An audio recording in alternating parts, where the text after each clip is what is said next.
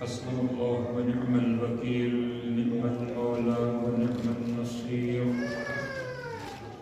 ولا حول ولا قوة إلا بالله العلي العظيم.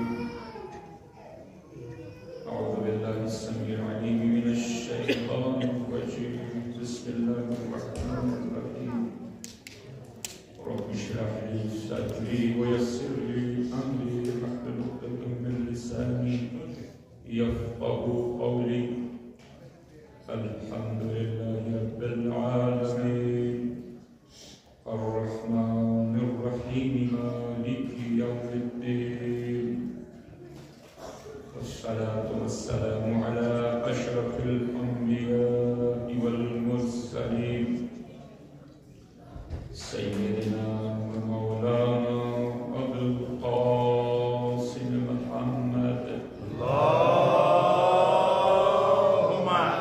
صل على محمد وآل محمد وعلى أهل بيته الطيبين الطاهرين المعصومين المنتخبين المنتجبين المظلومين الأكرمين الذين أذهب الله عنهم الرجس وطهرهم تطهيرا.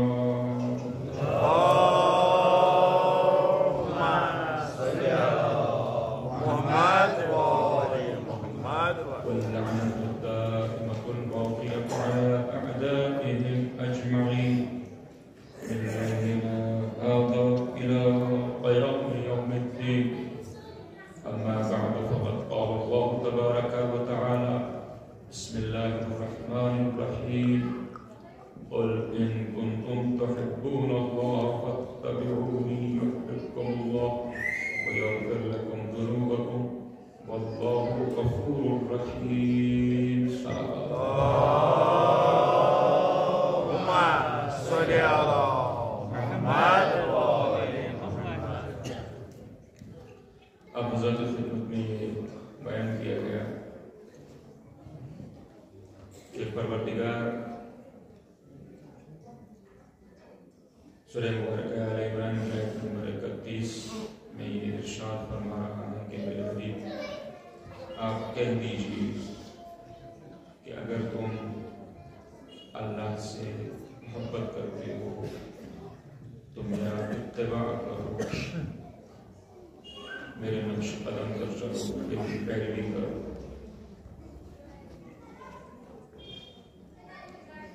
اور اس کے نتیجے میں اللہ بھی تم سے محبت کرے گا، تمہارے گناہوں کو معاف کر دے گا، اور وہ معاف کرنے والا اور رحم کرنے والا غفور بھی ہے، رحیم بھی ہے. کسی کو بھی انسان اسی وقت چاہ سکتا ہے جب اسے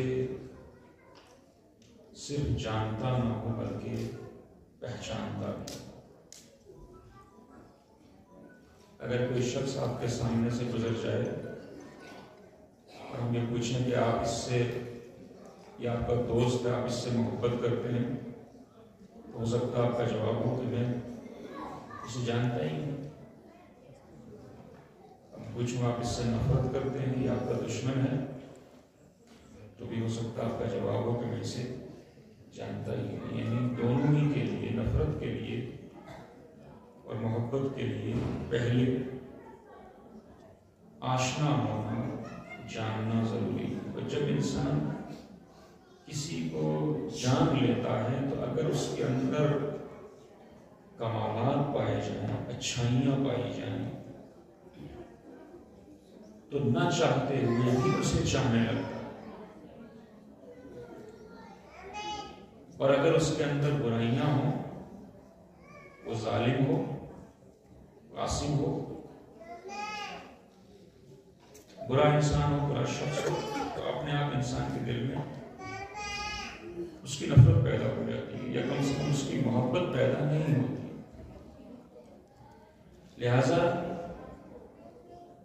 یہ انسان کی فطرت ہے کہ وہ اچھائی، کمال، خوبی اور فضیلت سے محبت کرتا ہے. اسی لیے کبھی کبھی حقیر عرض کر دیتا ہے ممبر سے کہ اہل بیت اطہار سے محبت کرنے کے لیے صرف انسان ہونا کافی ہے. اس لیے کہ انسانیت ہے کہ جسے صبر پسند ہے، استقامت پسند ہے، شجاعت پسند ہے، سخاوت پسند ہے، عدل و انصاف پسند ہے، سچائی پسند ہے، طہارت پسند ہے. تو اگر یہ تمام تر انسانی فضائل اور کمالات کسی ہستی کے اندر مجسم شکل میں موجود ہوں، کوئی ان فضائل و کمالات کا مکمل آئینہ دار ہو، تو اس کا صرف تعارف کافی ہے کہ لوگ اسے چاہنے لگ جائیں. اور کیا یعنی مولا کائنات سے صرف کوئی آشنا ہو جائے، اہل بیت اطہار سے صرف کوئی واقف ہو جائے، تو چونکہ ان کے اندر وہ کمالات پائے جاتے ہیں کہ جو اپنے آپ دلوں کے اندر محبت پیدا کر دیتے ہیں، لہذا انسانیت ان سے محبت کرنے لگے.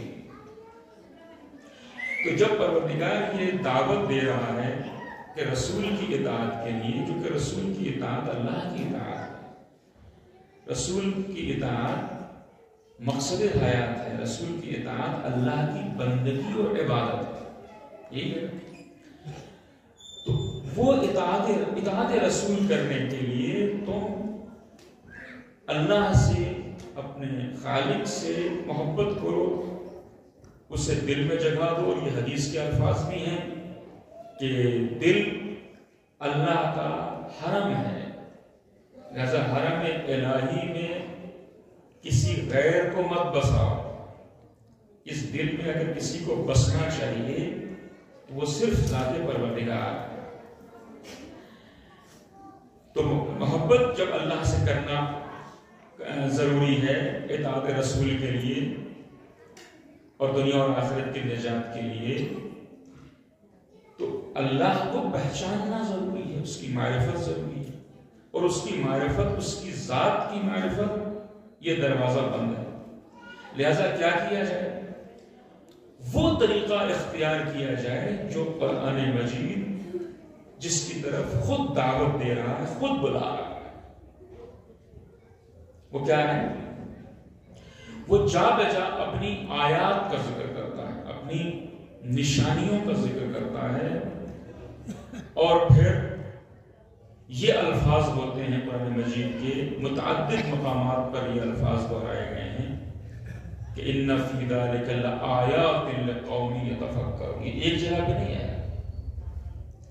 پہلے اپنی کسی نشانی کا ذکر کیا، کسی نعمت کا ذکر کیا، کسی تخلیق کا تذکرہ کیا، اور پھر کہا کہ اس میں ان کے لیے نشانیاں ہیں. یعنی وہ لوگ میری ان تخلیقات کو صرف دیکھ کر کے گزر نہیں جاتے، بلکہ یہ تخلیقات، میری یہ مخلوقات، میری یہ نعمتیں، انہیں میری نشانیاں محسوس ہوتی ہیں. کنہیں جو غور کرتے ہیں. اور نشانیوں کا مطلب کیا ہوا؟ یعنی وہ ان میری تخلیقات کو اور آیات کو دیکھ کر کے مجھ سے واقف ہوتے ہیں، ان کے دل میں میری معرفت پیدا ہوتی ہے. اور یہ کئی مقام پر اس نے دعوت دی، اور کئی مقام پر اس نے تدبر کی دعوت دی، کئی مقام پر تعقل کی، غور کرنے کی، عقل کا استعمال کرنے کی، اور اس انداز سے اس نے فکر کرنے کی دعوت دی. وگرنہ ظاہر دنیا میں جتنے بھی لوگ رہ رہے ہیں، اللہ کی نعمتیں سب استعمال کر رہے ہیں، سب اللہ کی مخلوق ہیں، سب اس کی نعمتیں استعمال کر رہے ہیں، لیکن سب مومن نہیں ہیں. یہاں تک کہ جو اپنے آپ کو صاحبان ایمان کہتے ہیں، انہیں بھی پروردگار یہ دعوت دیتا ہے کہ یا ایھا الذین آمنو، اے ایمان لانے والو، آمنو، حقیقت میں ایمان لے آؤ، ایمان کا دعویٰ کرنے والا. تو وہ ایمان لانے کے لیے مرحلہ بہ مرحلہ، زینہ بہ زینہ، قدم بہ قدم آگے بڑھنے کی ضرورت ہے. تو یہاں تک آپ میرے ساتھ آ گئے ہیں کہ قرآن مجید عقل کے استعمال کی دعوت دیتا ہے، تدبر کی دعوت دیتا ہے، تفکر کی دعوت دیتا ہے. اس میں میری نشانیوں پر غور کرو اور ان سے سرسری طور پر مت گزر جاؤ، ان پر غور کرو. یہ دعوت ہے قرآن کی. کئی مرتبہ ہو سکتا ہے کہ جن خاص نشانیوں کو پروردگار نے خاص طور سے جن کے بارے میں کہا کہ ان کے اوپر غور کرو، اگر آیت قرآن مد نظر نہ ہو اور ایسے ہی بیان کر دیا جائے تو آج کا زمانہ فکری طور کے اوپر اتنا اپنے کو ماڈرن اور ایڈوانس سمجھ رہا ہے، جبکہ حقیقت میں پرانی اعتبار سے اتنا پسماندہ ہو چلا ہے کہ شاید کسی کو یہ بات اگر قرآن کی آیت کے بطور سے مد نظر رکھا جائے، کسی کو یہ لگے کہ یہ بالکل سادہ سی چیز ہے، اس میں کیا غور کرنا ہے، اسے کیا دیکھنا ہے. لیکن اگر قرآن مجید قیامت تک باقی ہے تو اس میں وہ آیتیں بھی باقی ہیں اور یہ دعوت بھی مسلسل ہے. تو حدیث میں کیا ملتا ہے کہ تفکر ساعۃ افضل من عبادت 70 ساعۃ.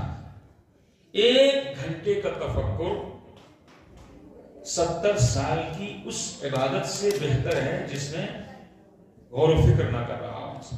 اب آپ نظر لگی کہ اسلام سوچنے کی سب سے پہلے آزادی دیتا ہے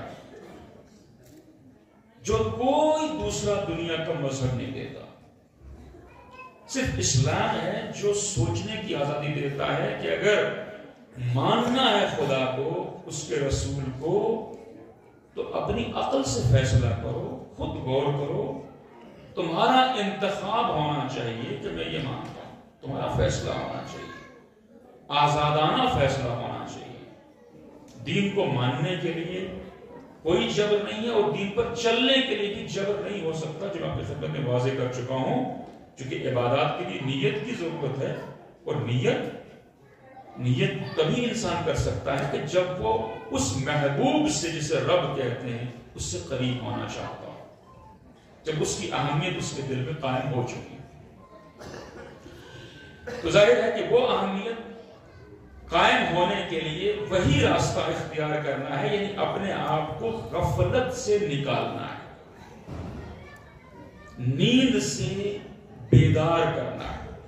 جیسے کہ مولانا نے دعوت دی کہ الناس نیام اذا ماتوا انتبہوا. لوگ سو رہے ہیں، جب مر جائیں گے تب جاگیں گے. جب دنیا سے ان کی آنکھ بند ہو جائے گی تب ان کی آنکھ کھلے گی، تب انہیں ہوش آئے گا. تو ضرورت ہے اس سے پہلے ہم آنکھیں کھول لیں. اور وہ جیسا کہ دوسرے مقام پر ارشاد فرماتا ہے کہ ہم نے اپنی نشانیاں پوری کائنات میں بھی پھیلائی ہیں اور پوری کائنات کے ساتھ ساتھ خود تمہارے نفس میں، تمہارے اندر ہماری نشانیاں موجود ہیں. لہذا جیسا کل میں نے آپ کی خدمت میں مولا کی یہ ارشاد پیش کیا تھا کہ میں نے کسی چیز کو نہیں دیکھا مگر یہ کہ اس کے ساتھ، اس سے پہلے، اس کے ساتھ، اس کے بعد اللہ کو دیکھا. مخلوق کا اپنا کوئی وجود نہیں ہے، وہ خالق کی نظر کرم اور اس کی خاص عنایت ہے. بلکہ یوں کہا جائے کہ اس کا ارادہ کون ہے کہ کوئی موجود ہو، کوئی دنیا میں ہو. بس اب جو اس نے دعوتیں دی ہیں، مثلا سورہ غاشیہ میں ہم پڑھتے ہیں، ارشاد ہوتا ہے بسم اللہ الرحمن الرحیم آیت 17 سے 20 تک.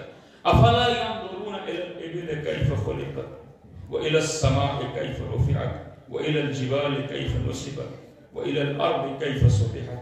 یہ لوگ غور کیوں نہیں کرتے؟ یہاں پہ ینظرون کے لفظ استعمال ہو. کیوں نہیں غور کرتے کہ اونٹ کے اوپر غور کیوں نہیں کرتے کہ اسے کس طرح سے خلق کیا گیا؟ آسمان کے اوپر غور کیوں نہیں کرتے کہ اسے کیسے قائم کیا گیا، اسے کیسے بلندی عطا کی گئی، اسے کھڑا کیا گیا؟ پہاڑوں کے اوپر غور کیوں نہیں کرتے کہ انہیں کیسے نصب کیا گیا؟ زمین کے اوپر غور کیوں نہیں کرتے کہ اسے کیسے بچھایا گیا؟ یعنی ایسا نہیں ہے کہ قرآن مجید صرف انہیں ہی دعوت فکر دے رہا ہو کہ جو خود کو متمدن، مترقی یا شہری سمجھتے ہیں، بلکہ اگر ان آیات کے اوپر ہم غور کریں تو پتہ یہ چلتا ہے کہ ایک چرواہا جو کسی جنگل میں کسی صحرا میں کھڑا ہو تو گویا وہ صحرا میں نہیں کھڑا ہے بلکہ کائنات کی عظیم لائبریری میں کھڑا ہوا ہے. کائنات کے ایک عظیم کتب خانے میں کھڑا ہے. زمین پیروں کے نیچے اس کے زمین ہے. اللہ نے دعوت دی غور کرو یہ فرش کیسے بچھا ہے. سر پہ آسمان ہے. اللہ دعوت دے رہا ہے غور کرو یہ شامیانہ کیسے لگا ہے. اطراف میں پہاڑ ہیں. دعوت ہے غور کرو یہ کیسے نصب ہوئی. اور ہو سکتا ہے سامنے اونٹ ہو یا کوئی اور جانور ہو. دعوت دی کہ اس پر غور کر لو کہ یہ جانور اس کی تخلیق کیسے ہوئی ہے. اور صرف نشانیوں پر ہی غور نہ کرو بلکہ ہر نشانی کے اندر ایک خاص نقطہ پایا جاتا ہے. آسمان کو دیکھنا ہے تو بلندی پہ غور کرنا کہ تم ایک چھت نہیں بغیر ستون کے کھڑا کر سکتے. تو اتنا عظیم آسمان کیسے قائم ہوا. دوسرے مقام پہ وضاحت کی کہ آسمان بھی ستون کے بغیر قائم نہیں ہے. اس کے بھی ستون ہے جو تمہیں نظر نہیں آتے. اس کے بھی ستون ہے جو تم دیکھ نہیں سکتے. اونٹ کے اوپر غور کرو کہ اسے کیسے خلق کیا گیا. کیسے خلق کیا گیا. اور قبلہ تشریف فرمائے یہاں پر ہو سکتا ہے اونٹ بطور مثال ذکر ہو. اونٹ ہی کیا کسی بھی جانور کو لے لو, کسی بھی ذی حیات کو لے لو, اس کے اوپر غور کرو, اس کی تخلیق پہ غور کرو. یہاں تک ایک چھوٹی سی مخلوق جسے ہم چینٹی کہتے ہیں اس کے اوپر غور کر لو کہ پروردگار نے اسے کیسے خلق کیا اور کس طریقے سے اس کا رزق کا اور اس کی حیات کا نظام رکھا ہے. یہ کیسے اپنے لیے خوراک ذخیرہ کرتی ہے, کیسے جھنڈ بنا کر کے دوسروں کے ساتھ مل کے رہتی ہے, کیسے اپنا گھر بناتی ہے, اس کا کیا طریقہ ہے. چھوٹی سی چینٹی. اور اگر انسان کو اتنا متکبر ہو کہ وہ چینٹی کی بھی کوئی حیثیت ہے تو اسے بھی دعوت فکر دی جا سکتی ہے. اگر چینٹی تمہاری نظر میں کچھ نہیں ہے تو بنا کے دکھا. اور کیا چینٹی پر غور کر لو, بھیڑ بکری کے اوپر غور کر لو. اچھا اب جب قرآن نے یہ دعوت دی ہے تو کیا اہل قرآن کے لیے یہ موضوع تحقیق نہیں ہونا چاہیے. ایک تو میں نے کہا کہ جو اہل علم و اہل فکر ہیں وہ تحقیق کریں, مگر یہاں بالکل ایک عام انسان, ایک چرواہا, ایک مزدور, ایک سیدھا سادہ جس کو دنیا کی بہت زیادہ ضرب و برق سے دور ہے, سادہ سے زندگی گزارنے والا, ایسا نہیں ہے کہ اسے معاف کر دیا گیا ہو کہ تمہیں پڑھنا نہیں ہے, غور و فکر نہیں کرنا ہے. میں نے عرض کیا اس کے سامنے بھی کتاب حیات, کتاب کائنات کھلی ہوئی ہے, بلکہ پوری لائبریری, پورا کتب خانہ کھولا ہوا. اونٹ کے اوپر غور کرو, اور جب تھوڑا سا ہم اس کے اوپر غور کرتے ہیں تو آپ دیکھیے کہ یہ ایک ایسا واقعاً عجیب جانور ہے, ایک عجیب جانور ہے کہ جو اپنے اندر اپنی خوراک ذخیرہ کر سکتا ہے. کوئی ہے دنیا کا دوسری مخلوق جو اپنی خوراک اپنے اندر ذخیرہ کر کے رکھ لے, اور اپنے اندر پانی کو ذخیرہ کر کے رکھ لے اپنے کوہان میں, اور 20 دن تک بغیر کھائے, 10 سے 20 دن تک بغیر کھائے پیے رہ سکے. 5 دن تک صحرا میں یہ جانور چلتا رہے. دوسرے اللہ کے بنائے ہوئے حیوانات بھی ہیں, کوئی ہمیں سواری دیتا ہے, کسی کے اوپر ہم بوجھ لاتے ہیں, کوئی ہمیں دودھ دیتا ہے, کسی سے ہمیں گوشت ملتا ہے, مگر جس کے اوپر بطور خاص اللہ نے غور کرنے کا حکم دیا ہے یہ گوشت بھی دیتا ہے, یہ دودھ بھی دیتا ہے, یہ بار برداری بھی کرتا ہے, اس پر سامان بھی ڈھویا جاتا ہے, اور اس کے اوپر سواری بھی ہو سکتی ہے. اور کیا پلکیں ایسی بنا دی ہیں کہ صحرا میں چلے تو گرد و خاک سے بچتا رہے. پیروں کی تخلیق اس طریقے سے ہوئی ہے کہ ریگستان کا جہاز کہا جائے, اسے ریگستان کی کشتی کہا جائے. تو اس عجیب مخلوق کے اوپر غور کرو کہ آخر کیا یہ اپنے آپ دنیا میں آ گیا ہے.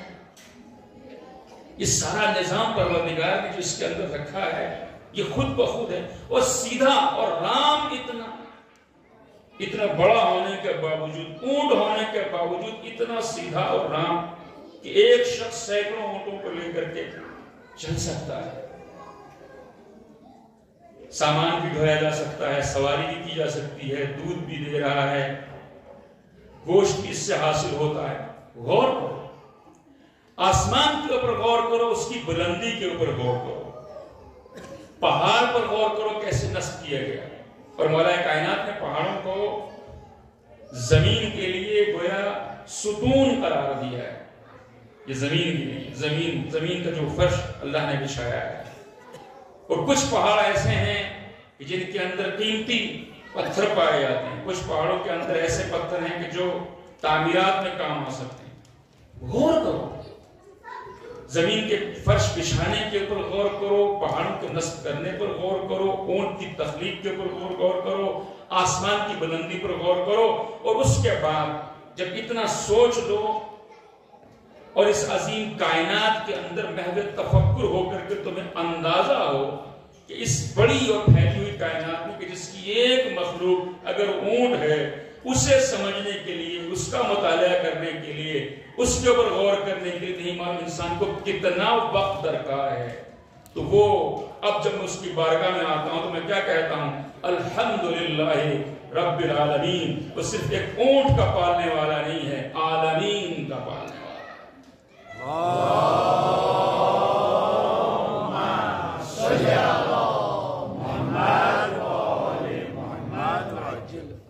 ایک اونٹ کا پالنے والا نہیں ہے بلکہ عالمین کا پالنے والا ہے. اور اسی طریقے سے عزیزو دیگر مقامات کے اوپر بھی قرآن مجید نے اپنی نعمتوں کا، اپنی تخلیقات کا ذکر کر کے پھر یہ اشارہ کیا کہ اس کے اندر، اس میں چھپی ہوئی ہیں ان کے لیے کہ جو غور کرتے ہیں ہماری نشانی. لہذا قرآن کی ہمارے لیے دعوت یہ ہے کہ ہم کسی بھی چیز کو دیکھ کر کے، سرسری نظر سے دیکھ کر کے آگے مت بڑھیں، کسی بھی شے سے بآسانی مت گزر جائیں.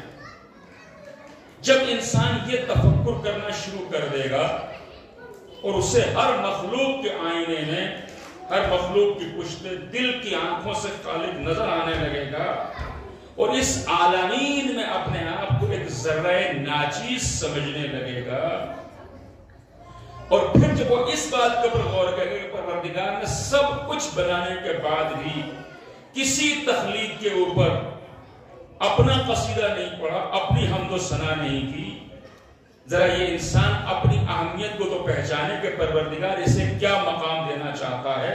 صرف یہی وہ مخلوق ہے کہ جس کی خلقت کی تکمیل کے اوپر وہ ارشاد فرما رہا ہے فَتَبَارَكَ اللَّهُ أَحْسَنُ الْخَالِقِينَ. یہ وہ آسمان کی تخلیق پر، زمین کی تخلیق پر یا جانوروں کی تخلیق پر نہیں، وہ چاہتا یہ ہے کہ انسان اشرف المخلوقات بنے. اس نے اس کے اندر اشرف المخلوقات بننے کی صلاحیت رکھ دی. اب یہ ہے کہ اگر انسان اس صلاحیت کا استعمال نہ کرے اور اپنے کان بھی بند کر لے، اپنی آنکھیں بھی بند کر لے، یعنی غور و فکر کرنا چھوڑ دے، تو دوسری مخلوقات غور و فکر نہیں کر سکتی. انسان کا کام ہے یہ سوچے اور راہ ہدایت کو پہچانے، راہ عبادت کو پہچانے، صراط مستقیم کو پہچانے. اگر سوچ کے اپنا صحیح فیصلہ کر کے پروردگار کی عبادت کرے گا تو یہ پھر انسان نہیں رہے گا بلکہ ملائکہ سے بھی افضل ہو جائے گا.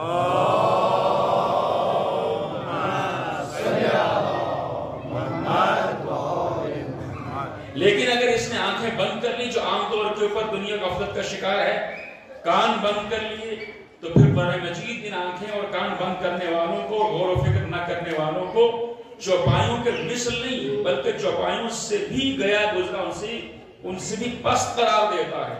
اس لیے کہ چوپایوں کے اوپر سوچنا اور غور کرنا اور فیصلہ کرنے کی ذمہ داری نہیں رکھی گئی. انسان کے اوپر یہ ذمہ داری ہے. اگر چاہے تو اپنے آپ کو ملائکہ سے افضل قرار دے دے، اور چاہے تو صرف مادی لذتوں تک، کھانے پینے تک محدود رکھ کر کے اپنی قدر و قیمت اتنی گرا لے کہ جانوروں سے بھی پست ہو. صلوات بھیج مر محمد.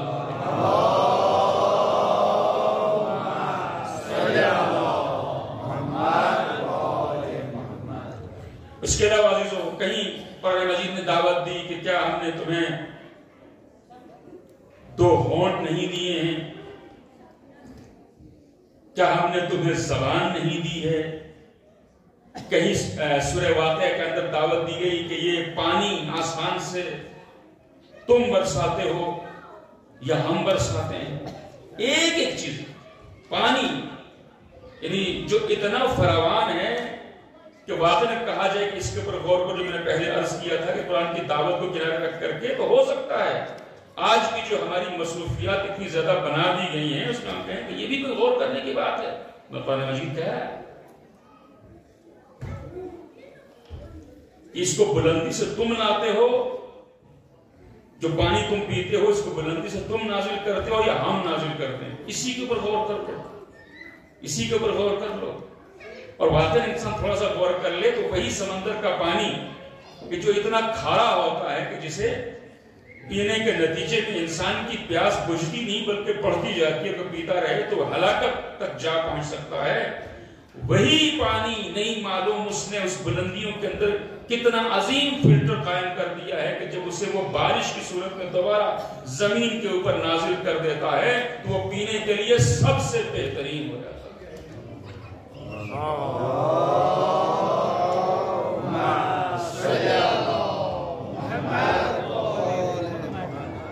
اب پھر یہی دعوت دی کہ تم جو زراعت کرتے ہو تم تو دانہ زمین کے اندر بو دیتے ہو اور اس کے بعد اس دانے کو کون اگاتا ہے, یہ ایک دانے کو سینکڑوں دانوں میں کون تبدیل کرتا ہے. یہ دعوت ہے قرآن مجید کی. اور جب انسان ان چیزوں کے اوپر سوچنا شروع کر دے گا تو یہ اسے یاد خدا تک پہنچا دیں گی, اسے لازمی حد تک آیات کے ذیل میں پروردگار کی معرفت ہونے لگے گی. اور جتنا یہ انسان اسے پہچاننے لگے گا اس کی صفات جو کہ عین ذات ہیں انہیں پہچاننے لگے گا. تو چونکہ میں نے شروع میں عرض کیا تھا کہ فطرتاً ہر شخص کمال سے محبت رکھتا ہے, فضیلت سے محبت رکھتا ہے, اچھائی سے محبت رکھتا ہے, خیر سے محبت رکھتا ہے. جب وہ دل کی آنکھوں سے دیکھ لے گا کہ منبع خیر, منبع فضیلت, منبع کمالات ذات پروردگار ہے تو سوائے اس کے دل میں اللہ کی محبت کے اور کچھ نہیں آئے, کیونکہ باقی کسی کے اندر جو بھی فضیلت ہے وہ اس سے آئی ہے. وہ فضیلتوں کا خالق ہے, وہ کمالات کا خالق ہے. تو جب اس کی طرف سے آنے والی چیز جو کل بھی میں نے اشارہ کیا تھا, جو بھی اس کی طرف سے آ جائے وہ خیر ہی خیر ہے. یہاں تک کہ اگر جسم میں وہ درد پیدا کر دے تو درد بھی خیر ہے. اس کی طرف سے کبھی شر آتا ہی نہیں. اور کیا اس کی طرف سے کبھی شر نہیں آتا, اس کی طرف سے ہمیشہ خیر آتی ہے. اور وہ قرآن مجید کے اندر یہ بات واضح کرتا ہے کہ تم جو زندگی کے اندر مختلف مشکلات میں کئی وقت گرفتار ہوتے ہو وہ تم نے اپنے ہاتھوں سے کمائی ہوئی ہوتی ہے. یعنی ایسا نہیں ہو کہ جب انسان بیمار ہو جائے تو پھر یہ کہے کہ پتہ نہیں اللہ کو کیا منظور ہے, اور جب اس کے بعد وہ ٹھیک ہو جائے تو پھر اس ہسپتال کی تعریف کرنے لگ جائے, اس ڈاکٹر کی تعریف کرنے لگ جائے, اس دوا کی تعریف کرنے لگ جائے. یہ دوا جو بہت اچھا اس نے اثر کیا ہے, اس ڈاکٹر نے بہت بہترین تشخیص کی, اس ہسپتال نے بہت اچھے سے میرا ٹریٹ کیا ہے. جب بیمار ہو تو بیماری کو اللہ سے منسوب کر دے, جب ٹھیک ہو تو ٹھیک ہونے کو ڈاکٹروں سے اور ہسپتال سے منسوب کر دے. یعنی اگر اس تک کوئی شر آیا ہے, کوئی تکلیف ہوئی ہے تو اللہ کی طرف سے, کوئی اچھائی آئی ہے تو دوسروں کی طرف سے نہیں. عزیزو, اس نے واضح کیا میری طرف سے خیر آتی ہے, شر تمہارے اپنے ہاتھوں سے پیدا ہوگی. پوری توجہ. اور اس کو اس نے اپنے الفاظ میں, ایک نبی کے الفاظ میں واضح کیا, وَإِذَا مَرِضْتُ فَهُوَ يَشْفِينِ. ایسا نہیں ہے کہ وہ بیماری بھیجتا ہے. ایک نبی بارگاہ پروردگار میں عرض کر رہے ہیں کہ جب میں بیمار ہوتا ہوں تو وہ شفا دیتا ہے. یعنی بیمار جب کوئی بندہ ہوتا ہے, بیمار وہ خود ہوتا ہے, شفا پروردگار.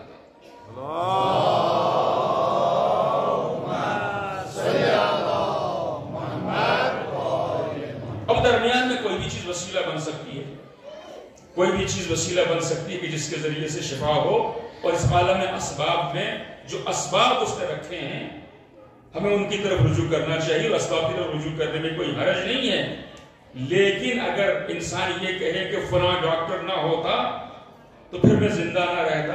یہ جملہ درست نہیں ہے، بلکہ یہ کہنا چاہیے کہ اگر فلاں ڈاکٹر نہ ہوتا تو پروردگار اگر مجھے زندہ رکھنا چاہتا تو کسی اور کو سبب بنا دیتا، چونکہ وہی ہے مسبب الاسباب. اگر وہ مجھے زندہ رکھنا چاہتا تو کوئی اور سبب قرار دے دیتا. وہ اگر میری حیات کو باقی رکھنا چاہتا تو کسی اور دوا کے اندر شفا پیدا کر دیتا. لہٰذا بیمار میں ہوتا ہوں، شفا وہ دیتا. ایسا بھی نہیں ہونا چاہیے کہ انسان جب کوئی کامیابی حاصل کر لے کسی بھی طرح کی دنیاوی تو پھر اس کامیابی کو اپنی محنت سے منسوب کرے، اور جب ناکامی ہاتھ آئے تو کہے پتہ نہیں اللہ کی کیا مرضی. یعنی ناکامی اگر آئے تو اللہ کی طرف سے، اور کامیابی اگر آئے تو وہ اپنی محنت ہے. نہیں عزیزو، کامیابی اگر حاصل ہو تو انسان کو یہ کہنا چاہیے کہ اس پروردگار نے میرے بچے کو یہ مجھے توفیق دی کے لیے امتحان میں پاس کر سکتا، اس میں کامیابی حاصل کر سکتا، لیکن اس میں میرا کمال نہیں ہے بلکہ یہ بھی عطائے پروردگار ہے. فرق یہ ہو جائے گا کہ انسان اگر کامیابیوں کو اپنے سے منسوب کرے گا تو اس کے اندر عقل پیدا ہوگی، اللہ سے منسوب کرے گا تو اس کے اندر جذبہ شکر پیدا ہوگا.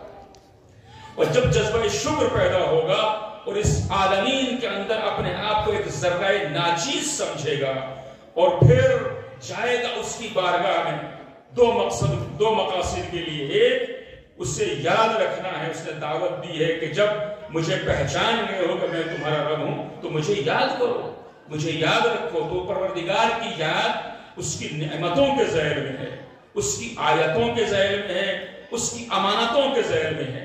جس چیز سے بھی انسان کا سامنا ہو وہاں سے اس آیت کے ذیل میں، اس آیت کے آئینے میں پروردگار کو انسان یاد کر سکتا ہے. اور جب یاد کرے تو پھر اس نے اس یاد کا طریقہ بتایا.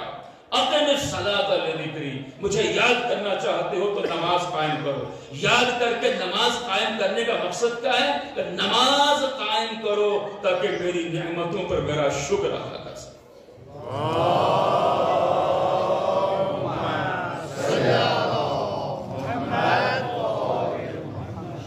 لہذا عزیزو، اس یاد پروردگار کے ذریعے سے دنیا کا ایک بہت بڑا مسئلہ حل ہو جاتا ہے. اگر آپ کو یاد ہو پہلی تقریر میں نے عرض کیا تھا کہ اسلام ہی فقط ذریعہ نجات ہے، اور یہ انسان کے انفرادی مسائل کے جس کا دوسرے سے کئی مرتبہ تعلق نہیں ہوتا انہیں بھی حل کرتا ہے، معاشیات کو بھی حل کرتا ہے، ان سیاسی معاملات میں بھی، سماجی معاملات میں بھی، گھریلو معاملات میں بھی اسلام کا نظریہ حرف آخر ہے.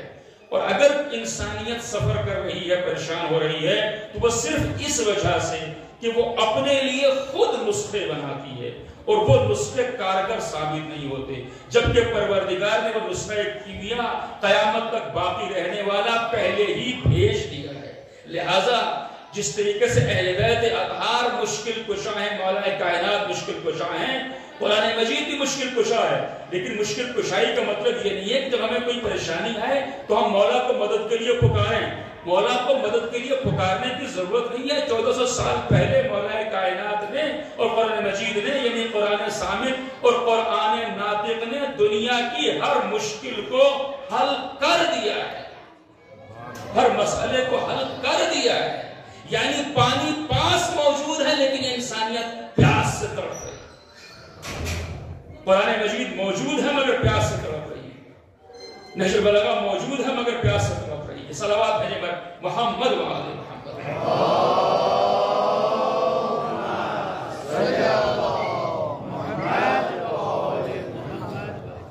لہذا ایک بہت بڑا مسئلہ اس وقت خاص طور سے خوشحال دنیا جس میں مبتلا ہے. خوشحال دنیا کا اگر ہم نام لیں تو سب سے زیادہ خوشحال جاپانی مانے جاتے ہیں. پراسپیرس، بہت زیادہ سہولیات ان کے پاس، ٹیکنالوجی بہت ایڈوانس. سب سے زیادہ سہولیات جس قوم کے پاس ہیں، ترقی یافتہ، آسانیاں، زندگی کی آسانیاں، وہ جاپانی.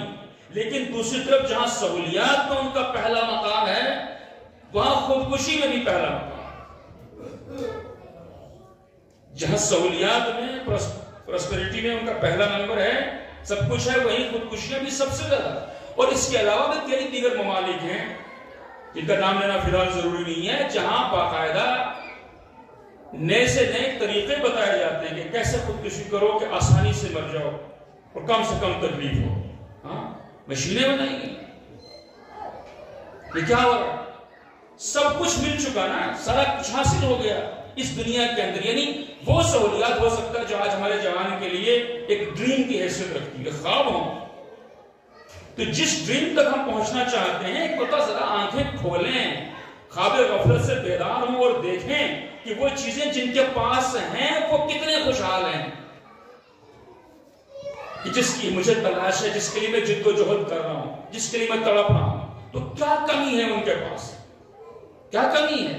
سب کچھ ہے, پھر یہ ڈپریشن کیوں, پھر افسردگی کیوں, پھر نیہیلزم کیوں, پھر اندر سے کھوکھلے پن کا احساس کیوں کہ ہمارے پاس کچھ بھی نہیں ہے؟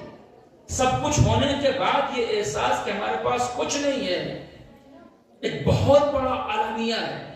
اور یہ ظاہر ہے کہ خدا نہ خواستہ کوئی اس پریشانی مبتلا ہو تو اس تکلیف کو وہی سمجھ سکتا ہے جسے اپنے اندر کھوکھلے پن کا احساس ہونے لگ جائے کہ کچھ نہیں, یہ دنیا بھی کچھ نہیں, میں بھی کچھ نہیں. یہ کب؟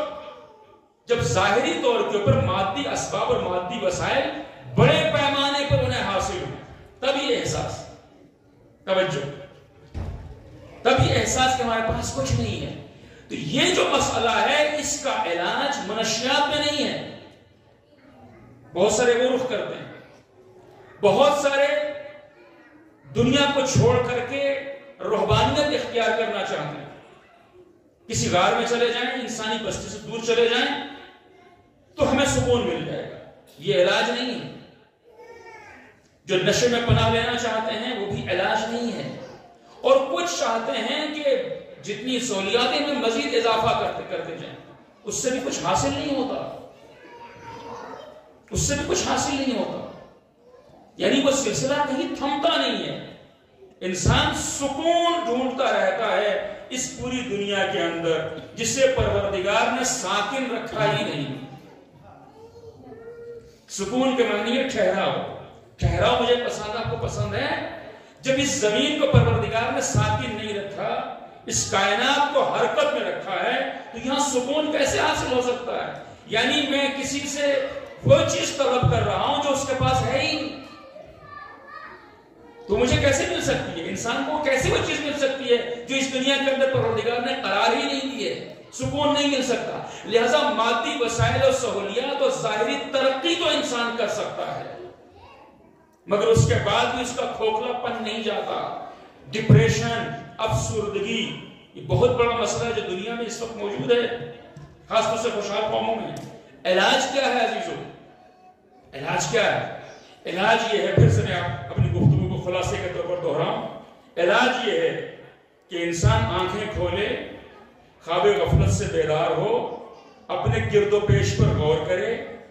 بطور مثال میں نے عرض کیا, اونٹ پر غور کرے, آسمان پر غور کرے جو قرآن مجید نے دعوت دی ہے, زمین پر غور کرے, پانی پر غور کرے, اپنی آنکھوں پہ غور کرے, اپنی زبان پہ غور کرے, اپنے دھڑکتے دل پہ غور کرے. اور جب اس سے یہ احساس ہو کہ اس کے پیچھے کوئی ہے, یہ فطرت کی آواز ہے. بھئی بالکل آپ کا چھوٹا بچہ ہو گھر میں, جب بھی بیٹھا ہو 5-6 مہینے کا 7 مہینے کا, اور آپ کوئی چیز اس کی پسندیدہ لا کر کے اس کی پیٹھ کی طرف سے اس کے سامنے پیش کر دیں, اس کے سامنے خالی ہاتھ آئے, تو کبھی آپ نے تجربہ کیا کہ وہ اس چیز کو تو لے گا ہی, مگر پلٹ کے دیکھے گا ضرور کہ لانے والا کون ہے. اس کے معنی یہ ہے کہ جب انسان خالی آنکھیں کھول لے, دیکھے اس کائنات کو, دیکھے, غور کرے اس زمین کے اوپر, نہیں غور کر سکتا خود اپنے اوپر غور کر دے کہ یہ زبان کیسے بول لیتی ہے, ان دانتوں پر غور کر دے. جب غور کرے گا تو اسے پتا چل جائے گا کہ یہ اپنے آپ نہیں آ سکتے, جب ہیں تو کوئی ہے جو انہیں بھیجنے والا ہے, کوئی ہے جو انہیں خلق کرنے والا ہے. تو جب کوئی انہیں خلق کرنے والا ہے, کوئی انہیں عطا کرنے والا ہے, کوئی ان نعمتوں کو بھیجنے والا ہے, تو پھر مجھے تو کوئی ایک پانی بھی پلا دیتا ہے تو میں اس کا شکریہ ادا کرنا چاہتا ہوں. تو جو اتنا کچھ دے دے, کیا مجھے اسے پہچاننا نہیں چاہیے؟ اور جب میں اسے پہچان لوں تو کیا مجھے اسے یاد نہیں رکھنا چاہیے؟ اور جب وہ یاد رکھنے کا طریقہ خود بتائے کہ میرے بندے میری بارگاہ میں آ, تو اس کا ادب کیا ہے, طریقہ کیا ہے, آ اور کیا گفتگو کر. یعنی وہ احسان در احسان کر دے کہ یہ بندہ خود ضرورت سمجھے کہ مجھے اس کے آگے جھکنا ہے, اور وہ اپنے حبیب کے ذریعے سے جھکنے کا طریقہ بھی بتا دے. اقم الصلاۃ لذکری، مجھے یاد کرنا چاہتے ہو تو نماز آئے.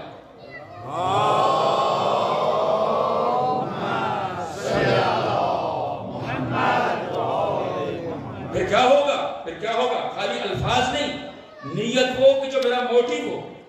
اس کے بعد اللہ اکبر، وہ اتنا بڑا ہے کہ امیجن نہیں ہو سکتا، اور اسی کے ساتھ وہی سب کچھ ہے اور اسی کا سب کچھ ہے. میں کچھ بھی نہیں ہوں. بسم اللہ الرحمن الرحیم، وقت نہیں جو میں ساری تشریح نہیں کر سکتا. اس کے نام کی مدد سے شروع کرتا ہوں جو اللہ ہے، رحمان ہے اور رحیم ہے. اس کے بعد الحمدللہ رب العالمین. تمام تعریفیں نہیں، تعریف الگ ہے، حمد الگ ہے. ہم اس تعریف کو کہتے ہیں کہ جس میں شکر بھی ہو. یعنی تعریف زبانی بھی ہو سکتی ہے مگر حمد زبانی نہیں، حمد دل سے ہوتی ہے. یعنی جس کی عظمت کے آگے دل جھکا ہوا ہو اور پھر زبان سے بھی اس کی تعریف ہو جائے، اسے حمد کہتے ہیں. وہ کسی اور کی نہیں ہوتی، وہ مخصوص ہے پروردگار کی، اس اللہ سے کہ جو عالمین کا پالنے والا، عالم کا نہیں، ایک کائنات کا نہیں، کائناتوں کا پالنے والا. اور پھر پالنے والا ہو سکتا ہے سختیاں کرتا ہو مگر وہ بندوں کے گناہوں کے اوپر بھی عذاب میں جلدی نہیں کرتا. بندہ بندگی بھول جاتا ہے مگر وہ خدائی نہیں بھولتا. الرحمن الرحیم، رحمان بھی ہے اور رحیم بھی ہے. اور پھر ایک لفظ استعمال ہوا مالکی یوم الدین، وہ قیامت کے دن کا مالک ہے جس کے اندر مظلوموں کے لیے، مستضعفین کے لیے، دبے کچلے افراد کے لیے سختی میں زندگیاں گزارنے کے لیے بشارت ہے کہ اگر آج سختیاں سہ رہے ہو تو یہ اسی دنیا تک محدود ہیں. مالکی یوم الدین، قیامت کے دن کا مالک میں خود ہوں. اور ظالموں کے لیے اس کے اندر انتباہ ہے، وارننگ ہے کہ تمہیں جتنی چھوٹ ملی ہوئی ہے وہ اسی دنیا تک محدود ہے. قیامت کے دن کا مالک میں خود ہوں. ایک ہی لفظ کے اندر مظلوم کے لیے سہارا، یہ اعجاز قرآن ہے. مالک یوم الدین کے اندر دبے کچلوں کے لیے سہارا، تسلی، اور ظالموں کے لیے وارننگ. جب یہاں تک انسان پہنچا تو میں بچوں کی زبان میں عرض کر دوں کہ گویا اس کا نمبر مل گیا. اب تک ڈائلنگ ہو رہی تھی. بسم اللہ الرحمن الرحیم، الحمدللہ رب العالمین. کہاں سے؟ دل سے انسان مخاطب ہے. الحمدللہ رب العالمین، اب تک سب کچھ غائب کسے گا. اس کی حمد ہے جو عالمین کا رب ہے، وہ رحمان ہے، وہ رحیم ہے، وہ مالک یوم الدین ہے. جب یہاں تک پہنچے تو اب براہ راست گفتگو ہے ایاک نعبد و ایاک نستعین. ہم صرف تیری عبادت کرتے ہیں اور صرف تجھ سے مدد چاہتے ہیں. جب اس انداز سے اس پروردگار کو نماز کی شکل میں یاد کیا جائے گا، صرف نماز کو عادت کے طور پر پڑھا نہیں جائے گا بلکہ اس انداز سے اس کی یاد کو قائم کر لیا جائے گا، تو پھر دنیا کا سب سے بڑا مسئلہ جو ڈپریشن کا ہے، جو کھوکھلے پن کا ہے، جو اضطراب اور بے چینی کا ہے، جو اپنے آپ کے اندر کچھ نہ ہونے کا احساس ہے، یہ ہمیشہ کے لیے ختم ہو جائے گا. اس لیے کہ اس کا وعدہ ہے الا بذکر اللہ تطمئن القلوب. منشیات میں تمہیں اطمینان نہیں ملے گا، سہولتیں بڑھا لینے میں اطمینان نہیں ملے گا، پہاڑوں پر چلے جانے میں، غاروں میں چلے جانے میں، تنہائی اختیار کر لینے سے تمہیں اطمینان حاصل نہیں ہو سکتا.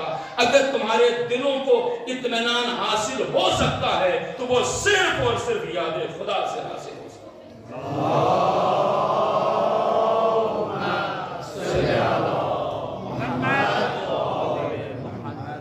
اللہ وان، آگاہ ہو جاؤ، ہوشیار، خبردار. عجیب لفظ ہے اللہ. ہوشیار ہو جاؤ. بے ذکر اللہ تطمئن القلوب، ذکر خدا سے. وہاں فرمایا میرے ذکر کے لیے نماز قائم کرو، یہاں فرمایا ذکر اللہ سے، ذکر خدا سے دلوں کو اطمینان حاصل ہوتا ہے. مگر مولانا صاحب تشریف فرمائے ہیں ذکر خدا سے اطمینان حاصل ہوتا ہے، اور کوئی یہ نہ سوچے کہ کسی اور چیز سے بھی اطمینان حاصل ہو سکتا ہے. نہیں، جار و مجرور مقدم. بس یہ قبلہ کے لیے عرض کر رہا ہوں، میری تصحیح کر دیں گے. جار و مجرور مقدم ہوں تو حسر کے معنی لیتے ہیں. یعنی ایسا نہیں ہے کہ ذکر خدا سے دلوں کو اطمینان ہوتا ہے تو کوئی اور چیز بھی تمہیں اطمینان دے سکتی ہے. نہیں، صرف اور صرف ذکر خدا سے ہی تمہارے دلوں کو اطمینان حاصل ہو سکتا ہے. لہذا سکون تلاش نہ کرو. سکون اور ٹھہراؤ اس نے زندگی میں رکھا. تلاطم آئیں گے، اونچ نیچ ہوگی، کبھی مال کم ہوگا، کبھی بیماری ہوگی، کبھی غربت کا سامنا ہوگا، کبھی سیلاب آئے گا، کبھی زلزلہ آئے گا، کبھی کچھ ہوگا، کبھی کچھ ہوگا. سکون نہیں ہے، سکون اس نے اس دنیا کے اندر نہیں رکھا. ہاں اطمینان تمہیں حاصل ہو سکتا ہے، لیکن وہ کسی اور چیز میں نہیں، صرف یاد خدا سے حاصل.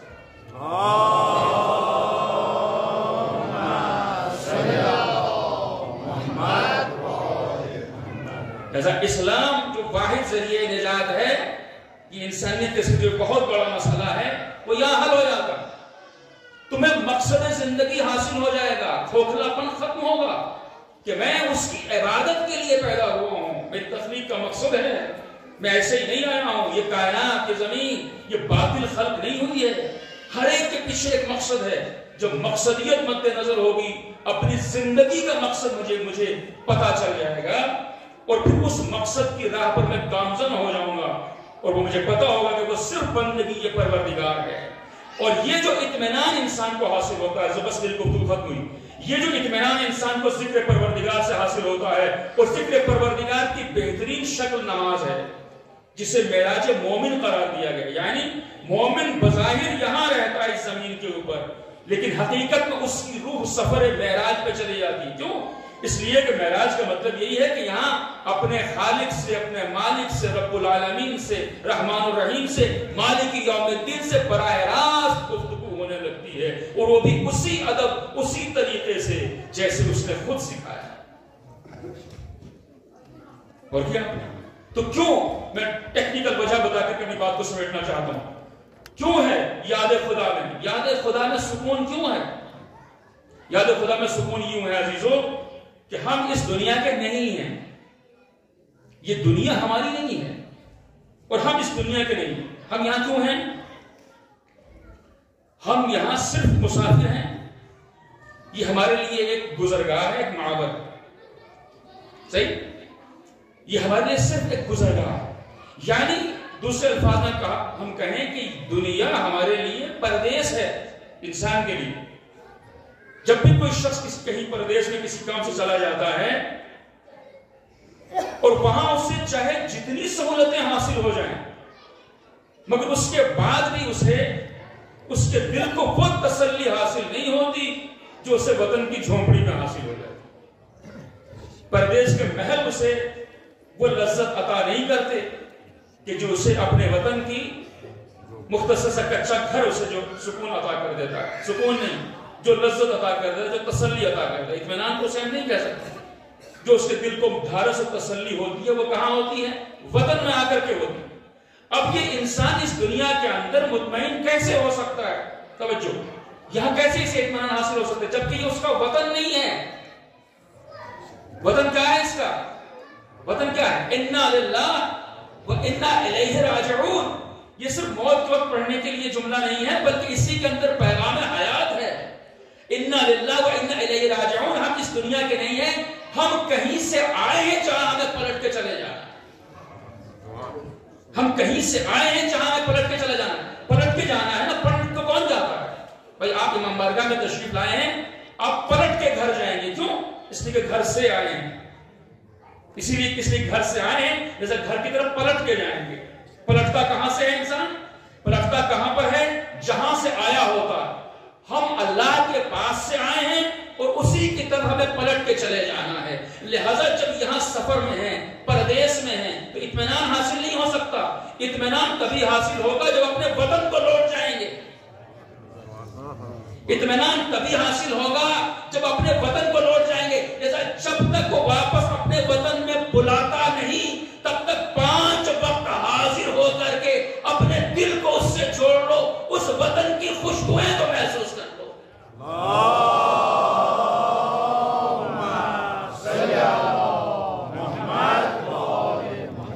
جب تک بطور کامل وہاں جانا نہیں ہوتا، تب تک اپنے آپ کو، اپنی روح کو اس کی بارگاہ میں حاضر کرنے کی کوشش کرو. اور پھر میں ایسی مثال تو بچے سمجھ جائیں، بھائی جب تک وطن میں جا نہیں سکتے تو اہل وطن سے، جن سے محبت ہے، ان سے کوئی رابطہ ٹیلی فون پر، واٹس ایپ پر کسی ذریعے سے کر لو. اور یہ ہم نے خود دیکھا ہے قبلہ کہ جو بہت زیادہ وطن کو یاد کر رہا ہوتا ہے، کہتا ہے آج مولوی صاحب تسلی ہو گئی. کیا ہوا؟ آج گھر پہ بات ہو گئی ہے، آج وطن والوں سے رابطہ ہو گیا تو تسلی ہو گئی. تو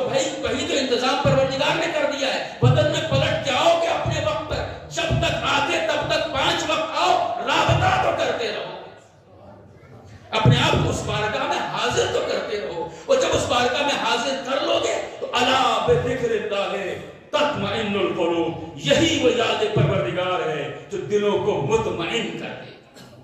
صلوات بر محمد۔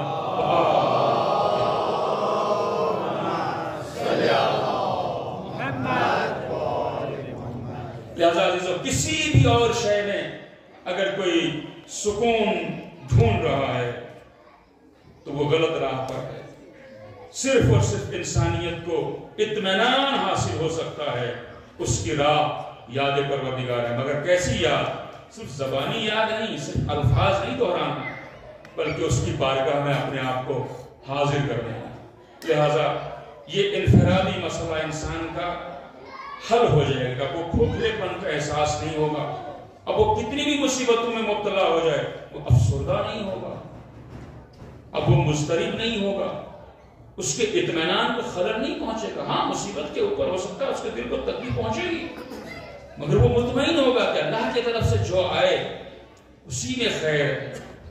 وہ جو نسخہ بالائے کائنات نے جو بلاغہ میں بتایا، واقعی سنہرے الفاظ سے میں کہوں کہ لکھے جانے کا لائق ہے، تو یہ لفظ بھی کم ہے، آب کوثر سے لکھے جانے کے لائق ہے کہ تمہیں دنیا میں سے کچھ حاصل ہو جائے تو اس پر خوش مت ہو، کیوں کہ اس سے تو ملنا ہی تھا۔ توجہ، دنیا میں سے کچھ حاصل ہو جائے تو اس پر خوش مت ہو، اس لیے کہ اس سے تو ملنا ہی تھا، اور دنیا میں سے کچھ ہاتھ سے چلا جائے تو اس پر غمزدہ مت ہو، اس لیے کہ اس سے تو جانا ہی تھا۔ صلوات بر محمد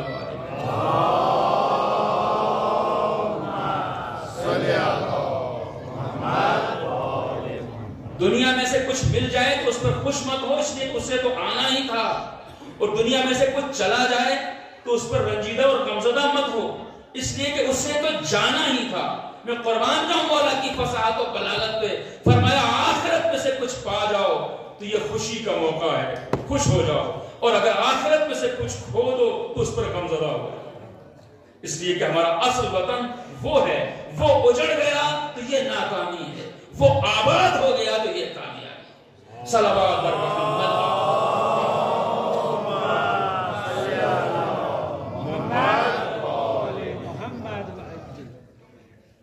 ایک بار اور صلوات۔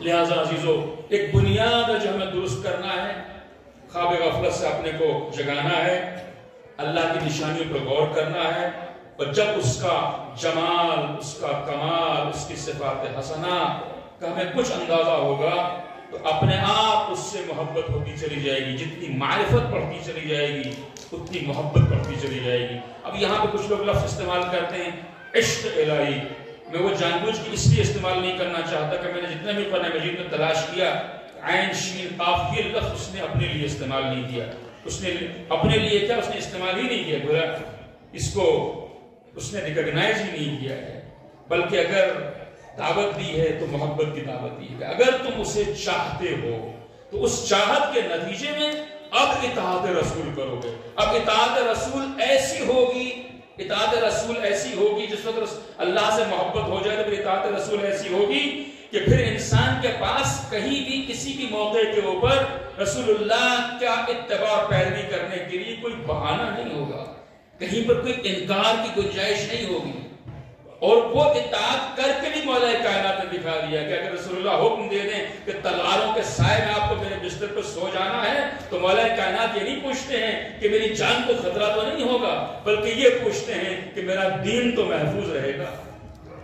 جب دین محفوظ رہے گا تو پھر آپ تلواروں کے سائے میں سو جاتے ہیں، حکم سونے کا ہے۔ دنیا جاگ کر کے اتباع رسول نہیں کر پاتی، مولا کائنات سو کے لیے اطاعت رسول کرتا ہے۔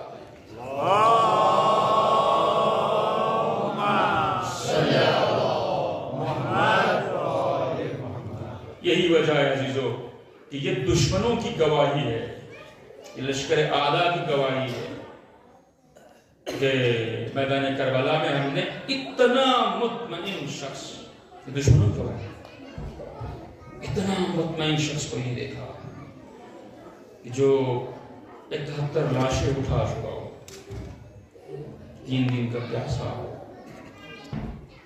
لیکن اس کے بعد اس کے چہرے پہ آثار غم نہ ہو، اضطراب نہ ہو، کمال اطمینان۔ اور عربی میں کہتے ہیں الفضل ما شہد بہ اعداء، اپنے تو اپنوں کی تعریف کرتے ہی رہتے ہیں، فضیلت وہ ہوتی ہے جس کی گواہی دشمن بھی دے رہا۔ فضیلت وہ ہوتی ہے جس کی گواہی دشمن دے رہا۔ اللہ اکبر، اللہ اکبر۔ یہ جو امام حسن صلوات اللہ علیہ کا ذکر ہم کرتے ہیں، آپ کے صبر کا، آپ کی استقامت کا، آپ کی شجاعت کا، آپ کی عظمت کا، آپ کی رأفت اور رحمت کا، کیوں؟ اس لیے کہ اس ذکر میں بھی ذکر خدا ہے کہ یہ سب چیزوں کا مظاہرہ آپ کس کے لیے کر رہے تھے؟ اپنے لیے نہیں، کس کے لیے کر رہے تھے؟ اللہ کے لیے، اللہ کے لیے۔ اتنا مہربان امام جس کی بارگاہ میں آپ حاضر ہیں عزیزوں، اتنا مہربان امام کہ ملتا ہے، تاریخ میں لکھا ہے کہ آپ متعدد افراد کو اپنے ساتھ آنے کی دعوت دیتے رہے۔ جب آپ مکے سے کوفے کی جانب آ رہے تھے، بلکہ اس سے پہلے بھی دعوت دیتے آئے، لیکن یہاں بطور خاص اپنے ساتھ آنے کی دعوت دیتے رہے۔ کربلا کے نزدیک پہنچنے کے بعد خاص طور سے جو ملنا ہے اس کو آپ دعوت دیتے ہیں۔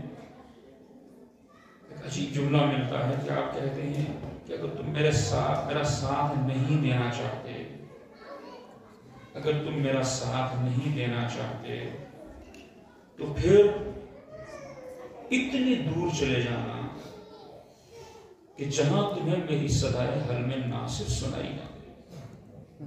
اللہ،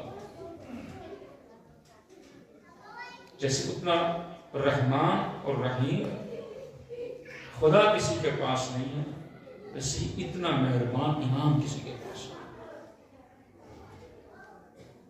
اگر تم میرا ساتھ نہیں دینا چاہتے تو پھر اتنا دور چلے جانا جہاں تم تک میری صدائے حل میں ناصر نہ پہنچے۔ اس لیے اگر تم نے میری صدائے حل میں ناصر سن لی اور پھر میری نصرت نہ کی تو تم جہنمی ہو جاؤ گے۔ اللہ اکبر، مولا آپ کا ساتھ نہیں دے رہا ہے، کب وہ ساتھ نہیں دے رہا ہے، مگر میں تو اس کا امام نہیں ہوں، میں کیسے چاہوں کہ وہ جہنم میں چلا جائے۔ اللہ اکبر، اللہ اکبر۔ حر کے لشکر نے روکا ہے تو یہاں بھی آپ نے کمال مہربانی کا مظاہرہ کیا۔ وہ گرفتار کرنے کے لیے آئے اور آپ کہتے نہیں پہلے پانی پیو، خود بھی پانی پیو اور تمہارے جانور بھی پانی پیے۔ اور شاید کوئی کہنے والا رہا ہو کہ مولا آپ کے ساتھ ننھے بچے ہیں، بیویاں ہیں، صحرا ہے، پردیس ہے، وہ پانی کا کوئی ضرورت پڑ سکتی ہے، مگر کمال توکل ہمارا اللہ حافظ ہے۔ یہ نہیں ہو سکتا کہ ہمارے سامنے کوئی پیاسا ہو، ہم اس کی پیاس دیکھتے ہیں اور اپنے پاس پانی ذخیرہ کیے۔ اللہ اکبر، اللہ اکبر۔ بس اس کے بعد جب آپ رخصت آخر کے لیے آئے، جب آپ نے خیموں سے بیویوں کو الوداع کہا تو آپ نے ایک نیا لباس طلب فرمایا کہ وہ میرا زیر پوش ہوگا۔ ایک نیا لباس طلب فرمایا آپ نے تو وہ میں اوپر پہنوں گا پرانے لباس کے۔ اور جب پوچھنے والوں نے پوچھا کہ کیا ضرورت ہے اس کی تو آپ نے فرمایا مجھے پتا ہے کہ میری شہادت کے بعد میں لباس لوٹ لیا جائے، پرانا لباس میں اندر پہنے رہوں تاکہ میرے جسم پر وہ پرانا لباس قائم رہے، اور نیا لباس اوپر اس لیے پہن رہا ہوں کہ جو لوٹنے کے لیے آئے وہ بھی خالی حاضر ہے۔ حضرت علی نے اس لیے عرض کیا کہ آپ شب جمعہ نے بطور خاص امام حسین کی زیارت سے منسوب ہے یہ شب، اس لیے میں نے کہا کہ مولا کی مہربانی کچھ آپ کے سامنے عرض کر رہا ہوں کہ آپ کسی دنیا کے خاص ایک بہت عظیم ہستی کی بارگاہ میں آپ تشریف لاتے ہیں، امام بارگاہ میں، امام بارگاہ بہت عظیم بارگاہ ہے، امام حسین کی بارگاہ۔ اللہ اکبر، وہ مہربان امام، وہ مہربان امام، مگر بعد شہادت اس کے بدن پر پرانا لباس بھی نہ بچا۔ حضرت سر تن سے جدا کیا گیا اور نیزوں کو بلند کر لیا گیا۔ مگر امام زین العابدین صلوات اللہ علیہ سے منسوب ہے، ملتا ہے کہ آپ فرماتے ہیں کہ جس وقت ہمیں دمشق پہنچایا گیا تو روکا گیا دروازہ دمشق پر، آپ جانتے ہوں کہ اہل حرم کو روکا گیا، بازاروں کو سجا کر کے پھر جب آپ کو شہر میں داخل کیا گیا تو آپ جن مصیبتوں کو ذکر کرتے ہیں ان میں سے ایک مصیبت یہ ہے کہ جو شہداء کے سر تھے نیزوں کے اوپر بلند، انہیں بیویوں کے پاس اور بیویوں کے سامنے لایا گیا، انہیں بیویوں کے سامنے لایا گیا، میرے بابا کا، میرے چچا کا سر اقدس میری بھوبیوں کے سامنے لایا گیا۔ اجرکم اللہ، اجرکم اللہ۔ ازادار مولا شاید اسی لیے شام کا تذکرہ کرتے تھے کہ جن بازاروں میں آپ کی تشہیر کی جا رہی تھی، لکھا ہے کہ جہاں بجا شراب کی محفلیں سجی ہوئی تھی۔ مولا کہتے ہیں کہ یہاں شام میں جو تماشائی آئے تھے ان میں سے کچھ ہاتھوں میں آگ لیے ہوئے تھے اور ہماری طرف آگ پھینک دی جا رہی تھی، یہاں تک ایک چنگاری میرے عوامے پہ گری۔ مولا فرماتے ہیں کہ میرے عوامے پہ آگ گری، عوامے میں آگ لگی، میرے سر تک آگ پہنچی، بس تو مجلس ختم ہو گئی، مگر میرے ہاتھ بنے ہوئے تھے۔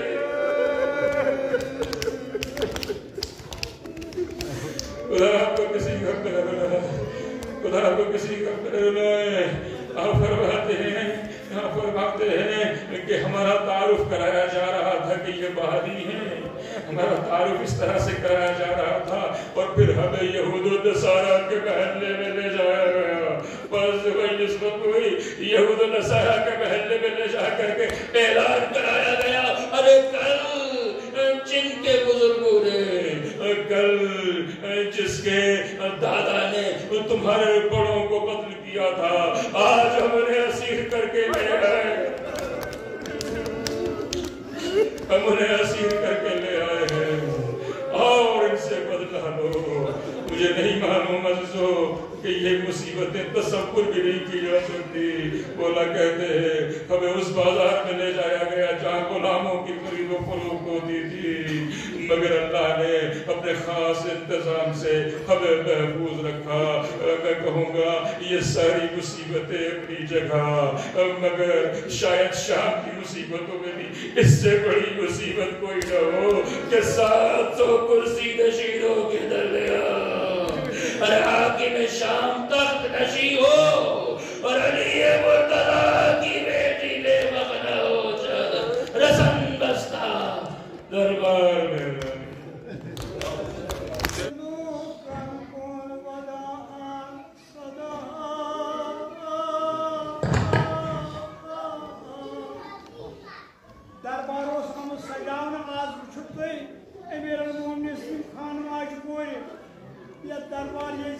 دربار یزیدس من یت شامس من اد دیلو کن وداعان صدا